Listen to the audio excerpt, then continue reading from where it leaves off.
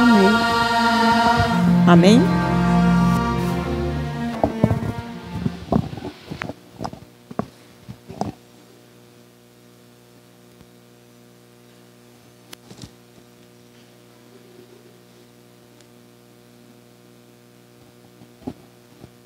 Boa noite, irmãos. A gente se vê obrigada a falar irmãos por conta de duas pessoas, né? Porque o restante, tudo mulher. As mulheres, realmente, eu acredito que aqui as mulheres comandam. Realmente é maioria absoluta, graças a Deus. Mas eu já vi mais alguns irmãos aqui, eu acredito que é só a quarta-feira. Irmãos, hoje nós vamos falar sobre as 4 dimensões da graça. Antes de fazermos a leitura, eu convido a fechar os olhos, vamos fazer uma oração. Senhor nosso Deus, pedimos as suas bênçãos sobre o restante deste culto, sobre a mensagem que vou pregar agora, que eu venha falar inspirada por Ti e não por mim, ó Deus. Que a sua palavra ela possa adentrar o nosso coração e vir de encontro às necessidades e que seja afastado o nosso desejo, Pai, mas que a Tua palavra possa falar mais alto na nossa vida e aqui hoje, nesta noite. Nós te pedimos e agradecemos em Teu nome santo. Amém, Jesus.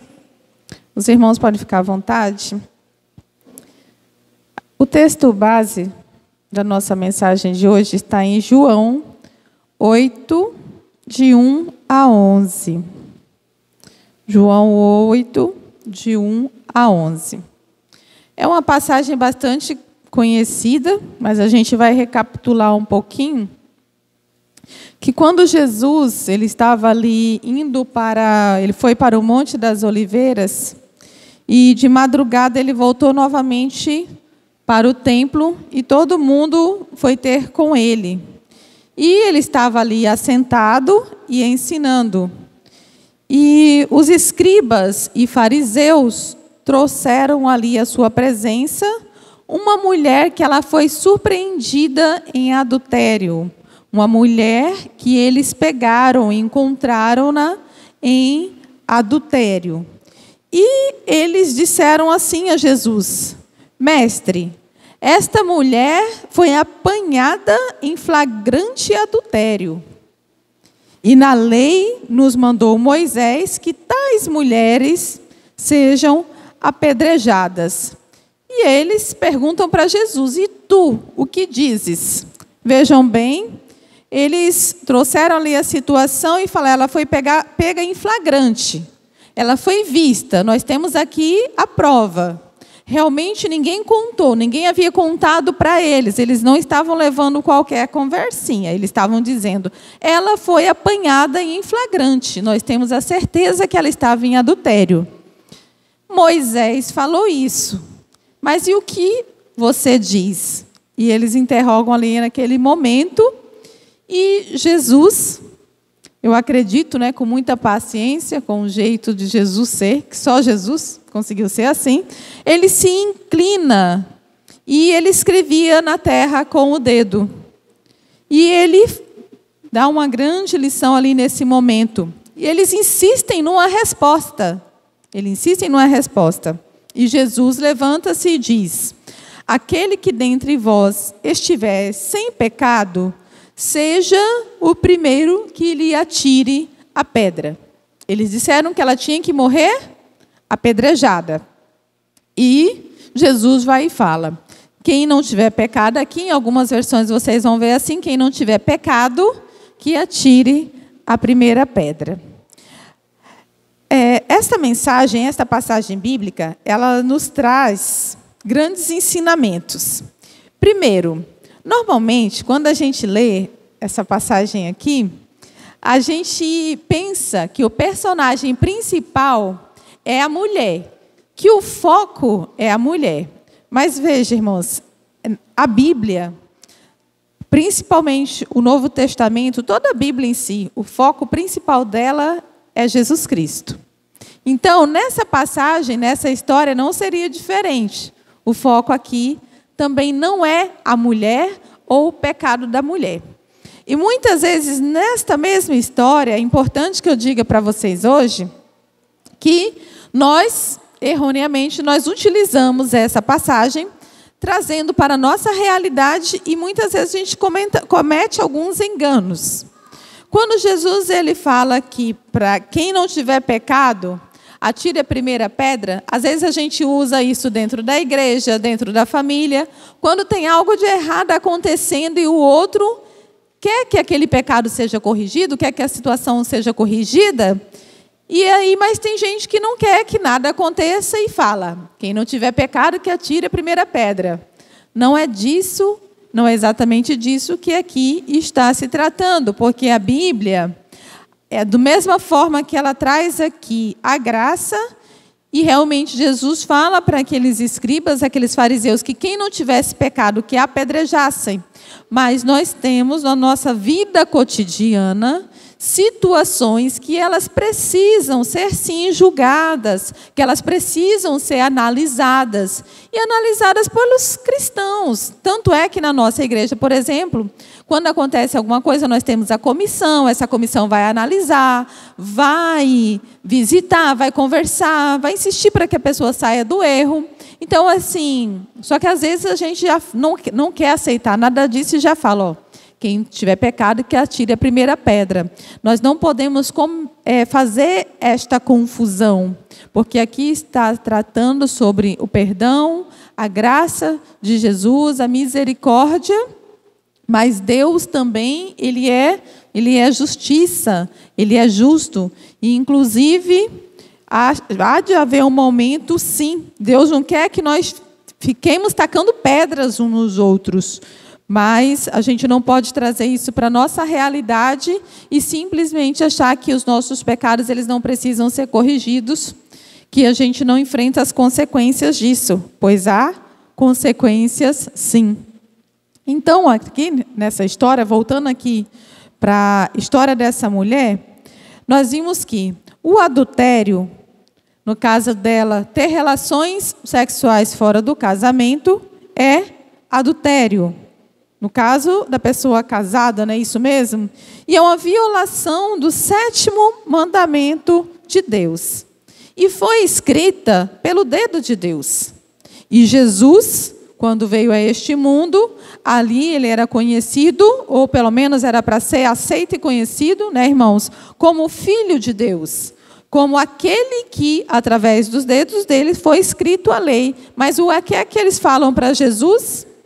Moisés, como se a lei fosse de Moisés e não daquele Jesus que ali estavam com eles. A lei era de Moisés. Moisés disse para apedrejar. E o que é que o Senhor vai dizer? Irmãos, assim na mente de vocês, o que é que eles queriam que Jesus fizesse? Será que eles queriam que Jesus realmente dissesse assim, apedreja? Se Jesus tivesse dito apedreja, eles iam dizer, você não tem misericórdia, você não tem pena, você está sendo legalista, você está seguindo a lei igual no tempo de Moisés. E se Jesus dissesse não, ela não tem que morrer apedrejada, ela não tem que ser apedrejada, eles iam dizer, você está negando a lei. Na verdade, ali, eles pouco estavam se importando com a situação daquela mulher. Por isso que eu digo para vocês que o foco é Jesus, e é em 2 sentidos. Primeiro, eles, na verdade, não se importavam com ela. Eles já sabiam que ela era adúltera. Tanto que pegaram-na em flagrante, com certeza ela vinha sendo observada já tinha um certo tempo, ela já levava aquela vida, e eles não se importavam com ela.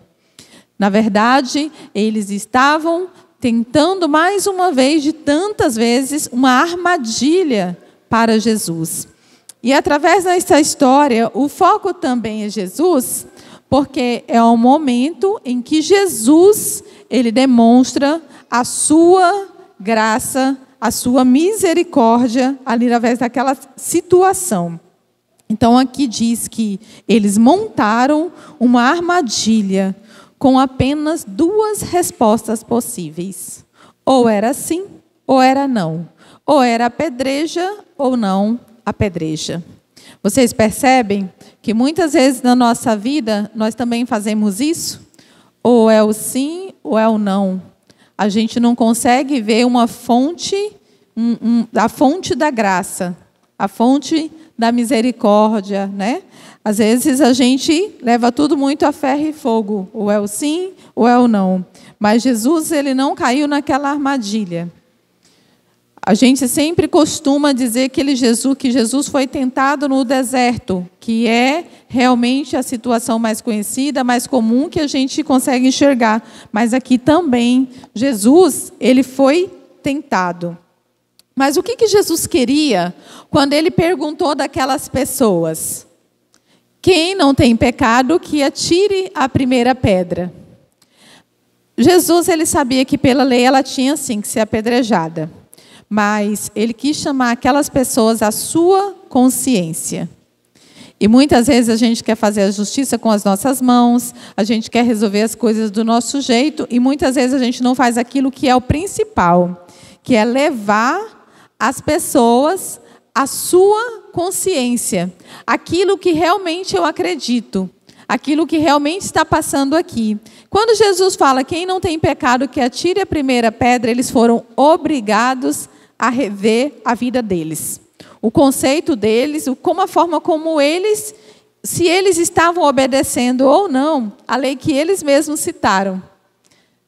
Aí a gente começa a pensar assim, se eu cito uma lei para uma situação, é bom que eu esteja vivendo, porque senão eu passo essa vergonha aqui igual eles passaram. E foi isso que aconteceu. Então Jesus, na sua graça, ele também poderia ter dito para aqueles escribas, aqueles fariseus, vão-se embora, que vocês são pecadores também. Quem são vocês? Quantas vezes, pessoas comuns em discussões, elas viram para outra e falam, quem é você para apontar o meu erro?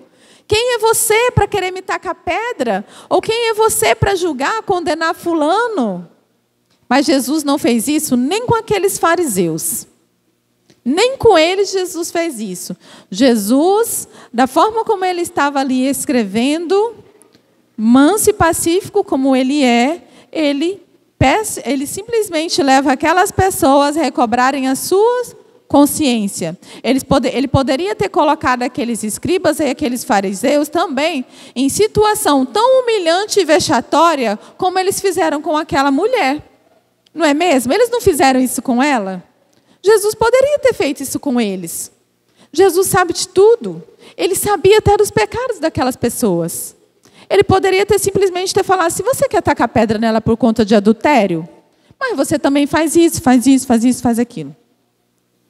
E é onde entra a graça. E às vezes a graça que nos falta.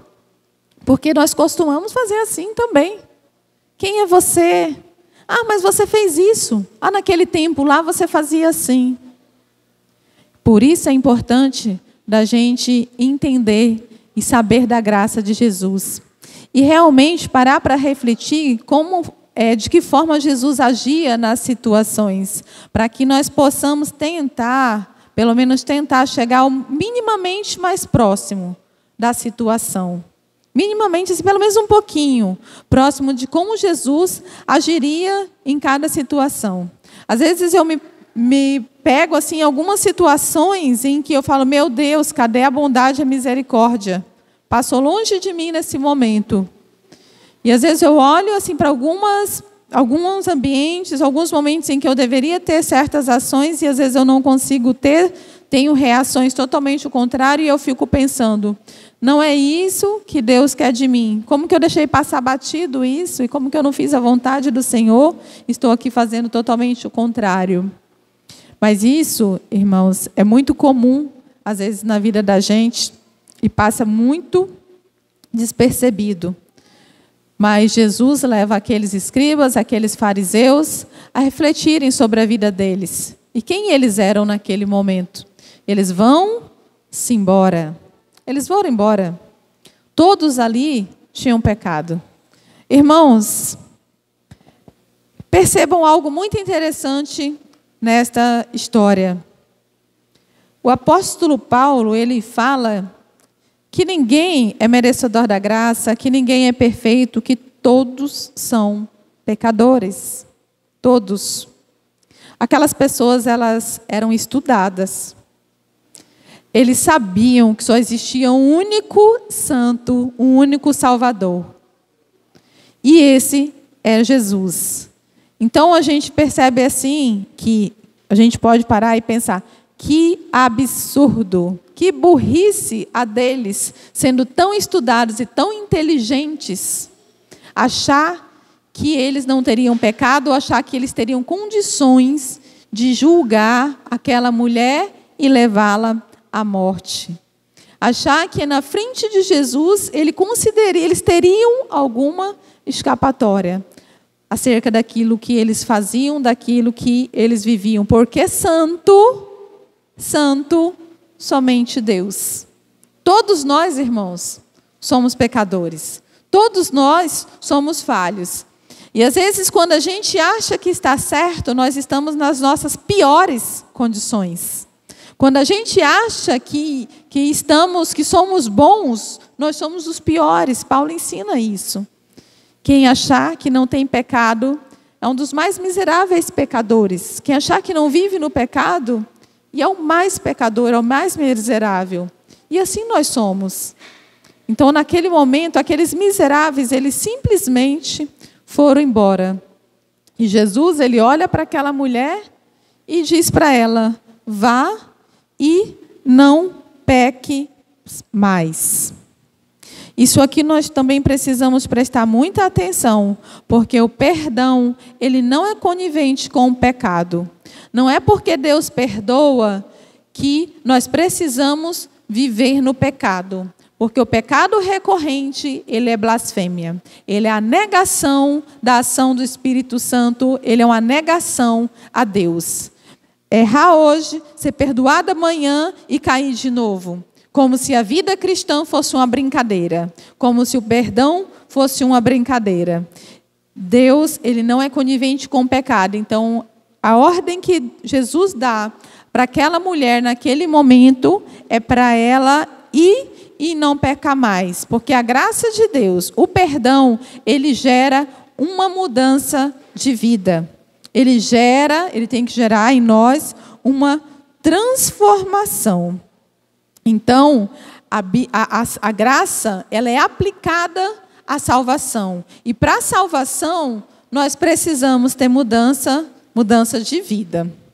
No Antigo Testamento, no Salmo 63, diz assim: os irmãos quiserem acompanhar, Salmo 63. Deixa eu achar aqui.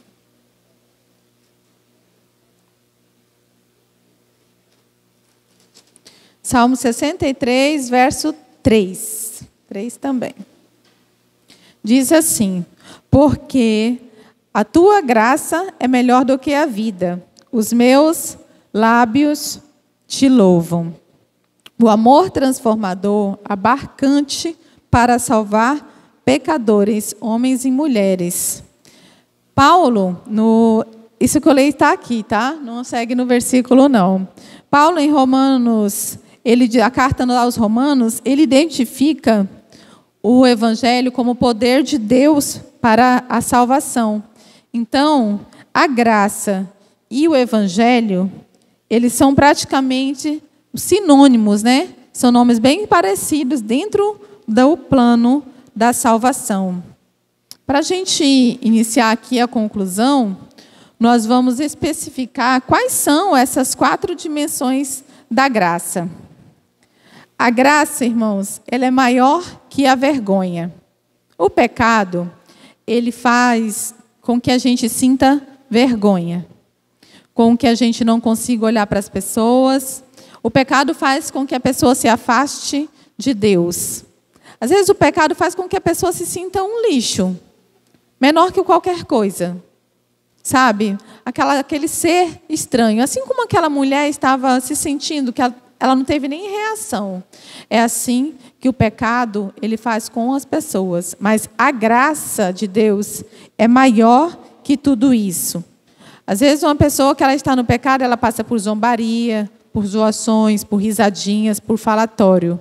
Mas a graça de Deus, ela está acima de todas essas coisas. A maior preocupação de um pecador principalmente de um cristão dentro da igreja, é o que os outros vão pensar. Por isso que essa mensagem é tão importante. Porque o maior medo das pessoas que às vezes cometem algum ato de fraqueza e tropeçam ou caem é justamente os olhares julgadores das outras pessoas, é a vergonha que ela vai estar passando. Mas a vergonha não é coisa de Deus, é coisa do Satanás. Tanto que, após a queda do homem, o primeiro sentimento que eles tiveram foi a vergonha. A vergonha, ela é um sentimento devastador. Em qualquer situação, nós precisamos realmente acreditar que a graça, ela restaura a nossa dignidade, ela nos faz andar de cabeça erguida. A graça, ela alcança e iguala todos. Vejam vocês que aqui, quando eles trazem a mulher, eles trouxeram quem? Vocês podem falar bem forte, eles trouxeram quem? A mulher. Falem aí, eles trouxeram? E cadê o homem? Desde quando mulher pratica adultério sozinha? Cadê o homem dessa história? Cadê o pecador também dessa história? Era uma mulher da vida, se ela estava em adultério com um homem casado, pai de família, aquele que seria o chefe da família, o responsável, o mantenedor, não é mesmo? E cadê o homem aqui nessa história? Eles deixaram o homem lá, digamos que o homem estava protegido, o homem estava salvo, o homem estava amparado, e eles trouxeram a mulher para ser apedrejada. A mulher ali não tinha direito nem à defesa. Tanto que ela não tinha direito à defesa que eles só pediram duas respostas para Jesus. Eles nem pediram para Jesus defender a mulher. Eles só perguntaram o que Jesus achava da situação, se apedrejava ou não apedrejava. A graça, ela iguala a todos. Jesus não perguntou pelo homem, mas foram homens que trouxeram ela. Foram homens mesmo, do sexo masculino, porque naquele tempo não existia mulheres escribas. As mulheres nem tinham esse espaço. Mas os homens, eles acharam que seria justo apedrejar uma mulher por adultério, sendo que ela não estava cometendo aquele adultério sozinha, e ela foi pega em flagrante. Lembra do início? Ela foi pega em flagrante, eles sabiam quem era o homem, eles viram o homem, eles tinham que ter visto o homem, se ela foi pega em flagrante. Eles sabiam quem era o homem, e mesmo assim eles levaram só a mulher. Mas nós precisamos aprender que o pecado, ele condena a todos. O adultério, que é infringir, que é burlir, transgredir o 7º mandamento, ele é para homem e para mulher. O pecado, quando ele faz cair a todos. Através de um homem que pecou, que caiu, caíram todos. A criança, ela já nasce com a natureza pecaminosa, infelizmente, porque todos somos pecadores. Mas a graça, da mesma forma que o pecado ele vem a todos, a graça também é direito de todos. Então não é só de homem, não é só de mulher, não é do rico, não é do pobre, não é do calado, não é mais do extrovertido. A graça é para todos. O amor de Deus, a justiça de Deus é para todos. Por que para todos? Porque todos caíram. Se todos caíram, como diz Paulo aos Romanos, todos pecaram e todos carecem da glória de Deus. Então a gente vê que mensagem, quantas mensagens Jesus conseguiu ali, nos passa com esta ação que ele teve com relação a essa mulher. Então nós precisamos aprender que a graça não é só para mim. Às vezes eu vou errar e eu vou querer todos os direitos do mundo de ser perdoada, de ser amparada, de ser acolhida, de que meus pecados realmente fiquem lá no fundo do mar. Mas na hora que se trata do outro, eu quero andar o tempo todo com o pecado do outro a tiracolo. Não consigo esquecer. A graça do Senhor, ela não age dessa forma. Não é parcial. A graça, ela é imparcial. E é igualitária e é para todos. E a graça, ela é maior que a culpa. Eu conheço algumas pessoas que carregam culpa por mais de 20 anos. O sofrimento, e por mais às vezes que você fala, aconselha, a pessoa vive uma vida de amargura, porque vira e mexe, se lembra daquela culpa carregando aquele peso. O trem terrível. A gente precisa entender que uma vez alcançados pela graça, Jesus já pagou na cruz por toda essa culpa, a gente não precisa carregar. Às vezes é 20 anos dentro da igreja, 30 anos de crente, está carregando coisas lá de trás, e às vezes tem um monte de gente, mais meia dúzia, ainda ajudando a pôr em cima toda aquela culpa de coisas que aconteceram lá atrás. Jesus já carrega toda essa culpa. Quantas vezes aqui na Bíblia o nome dessa pecadora, dessa adúltera, ele é citado de forma pejorativa? Nunca mais. Não foi mais. O nome dela esteve ligado a essa situação. Por quê? Porque a graça, ela realmente acaba. Acaba, resolve as coisas ali. O perdão, ele é para resolver. Não é para a gente passar o resto da vida murmurando, relembrando e sofrendo, porque se fosse assim, ele não precisava existir. Não é mesmo? E por último, a graça, ela é maior que o pecado que escraviza. O pecado, ele nos deixa preso. O pecado, ele é uma prisão. O pecado, ele nos torna pequeno, ele nos impede de crescer. A nossa mente, ela não sonha mais. A mente do pecador, ele não sonha mais. Ela vive ali numa prisão, naquela redoma, naquela coisa pequena de pecado. É como um filho pródigo lá no chiqueiro, naquela coisa toda ali. Não consegue, às vezes, ver algo melhor, algo além daquilo. E a pessoa, quando ela está em pecado, se não alcançada pela graça de Deus, a tendência é se afundar mais ainda, porque é isso que o pecado faz com a pessoa. Cada dia afunda mais um pouquinho, cada dia leva mais um pouquinho. Mas a graça, ela é maior que esse pecado. Aqui diz assim que o único poder capaz de criar ou perpetuar a verdadeira paz entre o homem e Deus é a graça de Cristo. Quando esta implantada no coração, expulsa os maus desejos. Então veja, irmãos, esta mensagem é para que nós possamos entender que a graça de Deus na nossa vida é maior que qualquer coisa.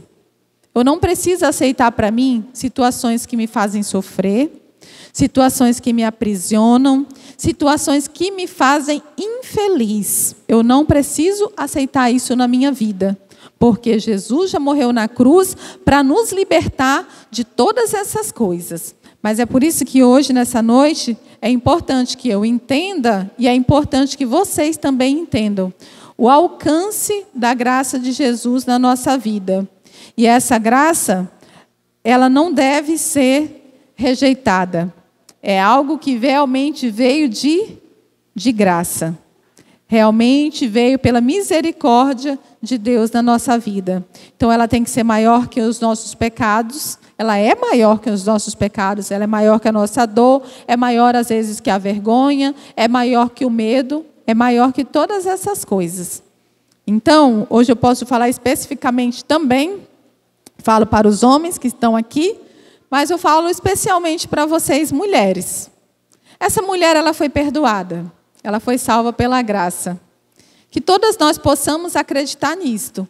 E que nós possamos também ser propagadoras dessa mensagem.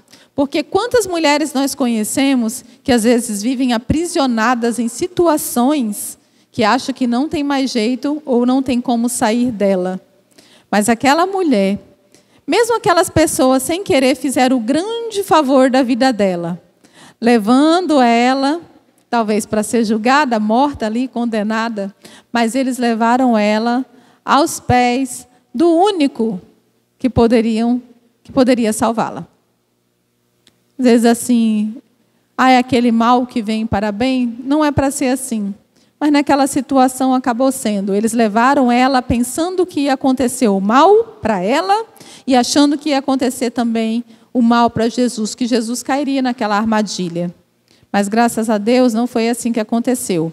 E que nós possamos colocar essa mensagem no nosso coração. A graça já nos alcançou. E ela é maior que todas essas coisas, qualquer coisa ruim na nossa vida. Nos fortalece, a graça nos aviva, nos dá força, tira as vendas dos nossos olhos e faz a gente acreditar que Jesus, Ele realmente é o restaurador, Ele é o nosso Salvador e que todas as portas, elas estão abertas para nós. E a porta da graça, ela só está nos esperando. Então, a gente não precisa viver aprisionado a nada desta terra. Amém? Essa é a mensagem que eu gostaria de deixar para vocês hoje. Que Deus esteja abençoando a vida de cada um de vocês.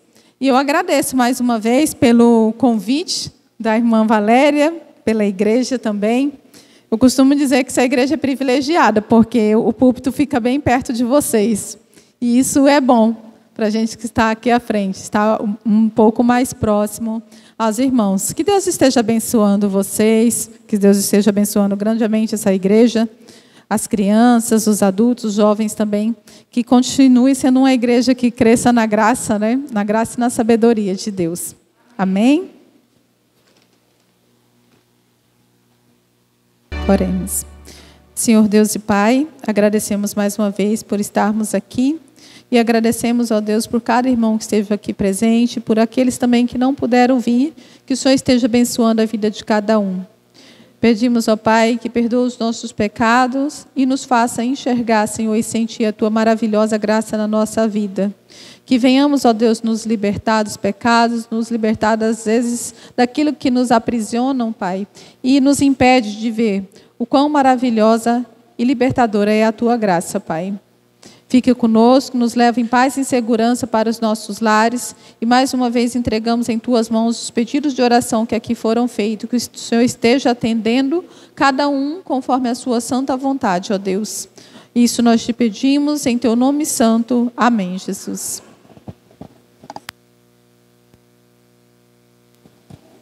Quero agradecer mais uma vez, irmã, pela linda mensagem. A irmã vai estar à porta cumprimentando todos os irmãos. Todos vão para casa em segurança, com a graça e a paz do Senhor Jesus. E até sábado, às 8h45.